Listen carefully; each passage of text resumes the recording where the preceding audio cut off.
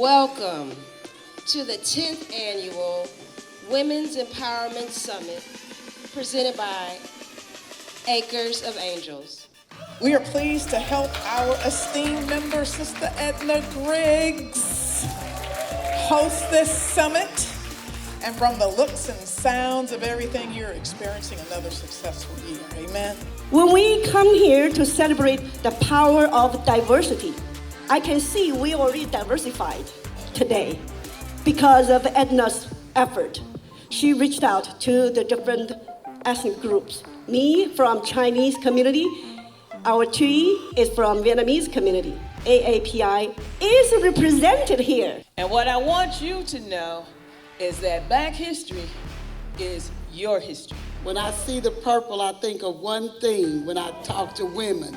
All my life, I've had to fight. Women's empowerment actually has 5 components. One is a women's sense of self-worth. So I want to take a little time and let you know, ladies, we should be equipping ourselves, educating ourselves to be financially savvy. Would you agree? If we pour into ourselves, if we take our self-care seriously, and it doesn't have to cost you anything.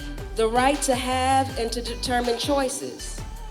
And that's all type of choices. Ms. Griggs is my godmother, and I will tell you that she is one of the best bridge builders out there. So barriers is just another, I feel it's like a reinforcement, right? Like these little barriers.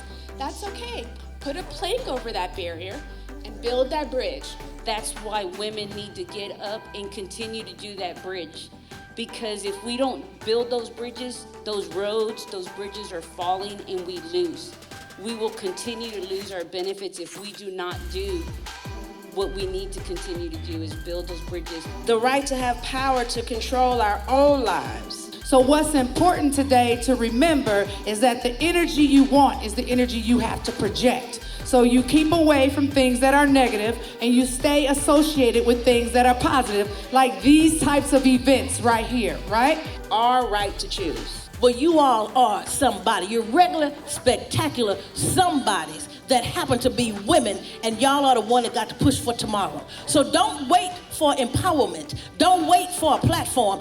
Do your thing. Do what you do. And finally, the ability to influence the direction of social change. So I want you to know, as elected women, I can tell you I chose diversity as a priority. And the women that we empowered and the diversity that we employed was for many reasons. One, we've got to look like Houston.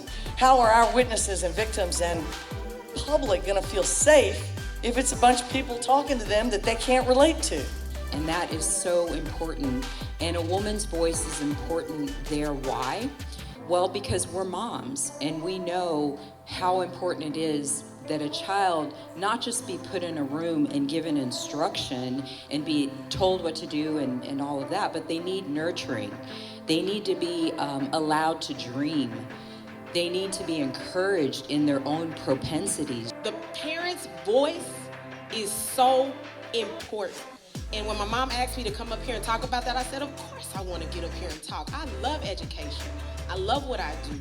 But I have a story to tell, and I'm going to have a few narratives that I want to just share with you to kind of give you an example of what parental advocacy looks like. But oh my, the power that would be at the booth, at the polls, at the ballots, if all the women could come together on at least one issue and stand united, we literally can change the outcomes of elections. So I just wanted to empower you all. Let's give Miss Edna Griggs a huge round of applause for putting this together and everything that you do in the community.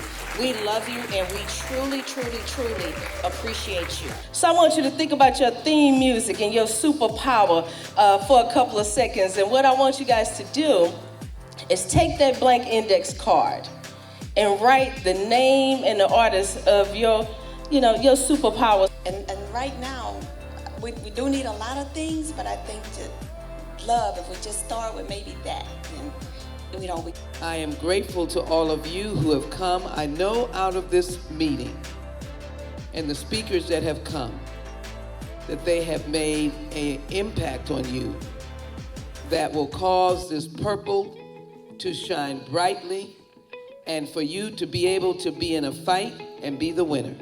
Do y'all guys feel empowered? You know, let me tell y'all. God gave me this organization in 2009, middle of the night, 3 o'clock in the morning. He said, you are the angels in the community helping.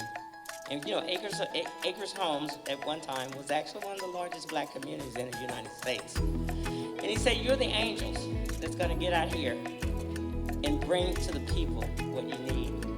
And I'm giving you that to do. And let me tell you, since 2009, after I retired from AT&T for 42 years, and I'm also union as well, so I'm one of them labor women as well. So hey, sisters, I was fired up when y'all was talking, because that's what we did. That's what we did, right? And so, but getting back into the community, I was actually an organizer with Communication Workers of America. So I always organized unions. So I say, if I can organize unions, I know I can organize a community. And so that was what I wanted to do, was just empower. It actually started out really with me wanting to do, every year I did a Mardi Gras party.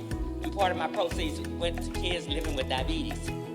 But then when I got out in the community and I started going out to visit senior locations, and I see the need that they had, they felt so down, so hopeless. You know, they say all these candidates and everything would come see them, and after they see them, they never see them again, but they wanted their votes. So I said, well, this is about to change, guys, because I am going to empower y'all to fight for what you need for your community.